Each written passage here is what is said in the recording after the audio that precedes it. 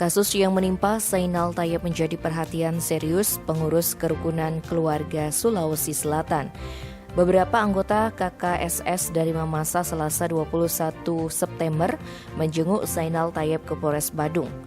Ketua KKSS Badung, Zainal Adam mengatakan, rombongan dari Mamasa bersama dengan pengurus KKSS Cabang Badung mengucapkan terima kasih pada Kapolres Badung karena sudah diberi izin bertemu Zainal Tayyip.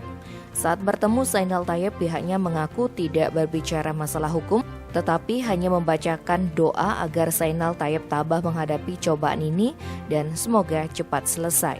Selama ini, kata Zainal Adam dan pengurus lainnya, sosok Zainal Tayyip merupakan figur yang ramah dan berjiwa sosial. Dalam kondisi pandemi masih mampu membantu warga kurang mampu meski usaha dalam kondisi mati.